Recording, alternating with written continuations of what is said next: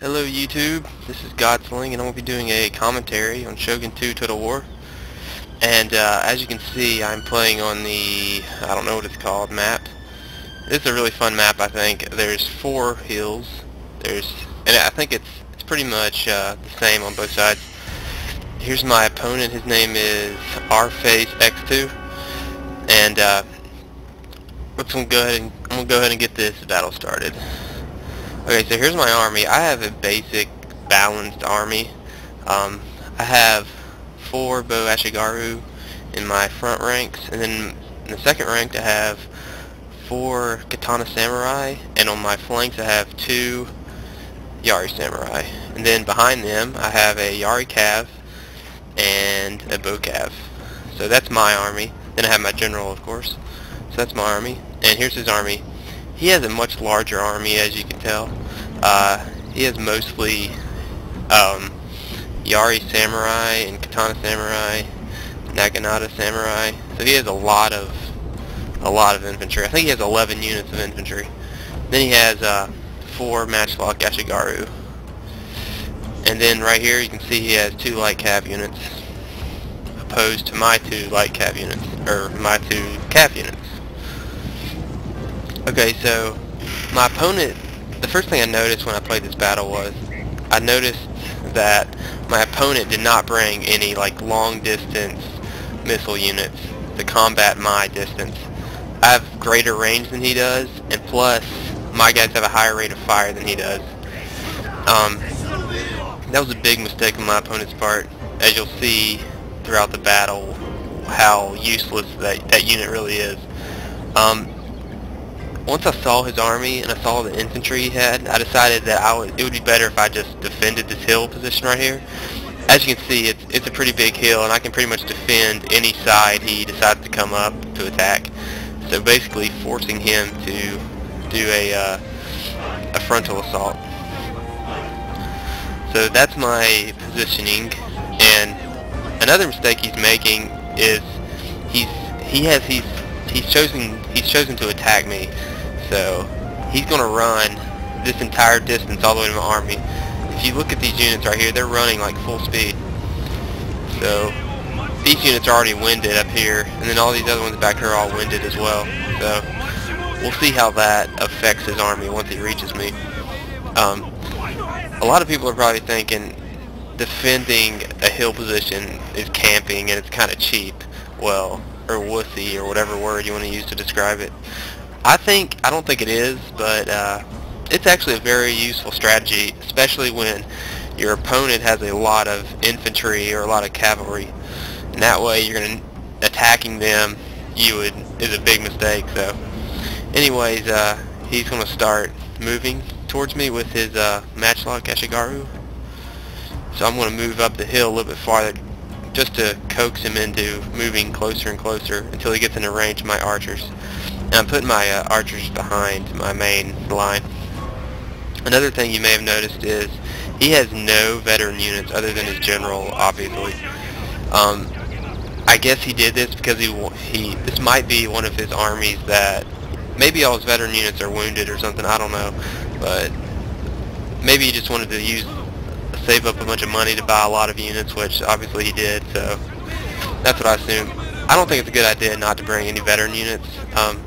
As you can see by my army, if you look at all these chevrons, basically every unit I have, except for maybe 2 units, do not have chevrons. So I have a really high veteran army, and it'll work to my advantage.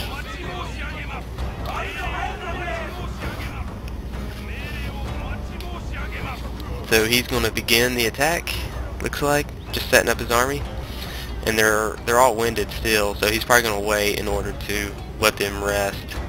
And he's doing the thing that pretty much every Total War player does, or everybody on this game at least. They send their cav around in the beginning of the match and flank you, or try to flank you. I guess as a distraction. I don't know why he's doing it, but pretty much everybody does that. Here's his view of my army. Think of a strategy to attack me. So he decided a frontal assault. I have no idea why. Maybe he wanted to waste my arrows. I have no idea.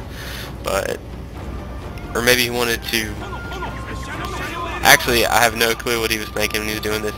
If it was me, I would have attacked through this forested area over there, because that would at least provide some cover from my archers. Just a little bit of cover. So his calves come a little too close, and I decided to charge my calves. So I'll let you see this charge. There's my arrows taking out a few of his guys. And they rout immediately, or they start wavering immediately.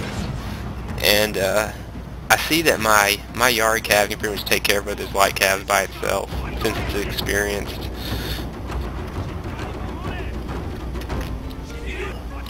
These guys are getting eaten up by arrows. It looks like they would be doing a lot of damage with those guns, but if you look closely, the bullets go right above my units' heads. They hardly killed any of them. So basically, I rendered those units completely useless, which was another thing that contributed to what you're about to see. Here he is, marching up the hill full speed. I've defeated his cavalry, and I'm now flanking around with both my cavalry units as I send my infantry down. I send them charging down. I send him to the flanks because I want to collapse his flanks, was my goal, and let's let my archers shoot in on his middle units or whatever, his center.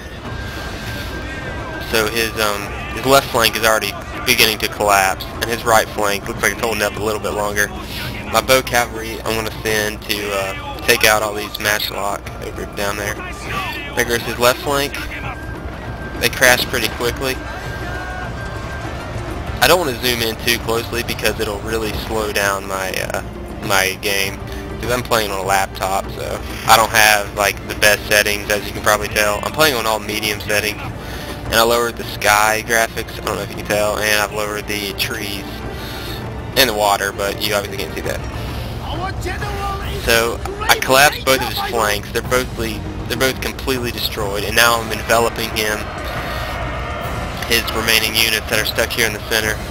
He sends a desperate attempt to take out my general with his general, but it doesn't work. So my Yari cav is right here to pick them off before they can get to my general.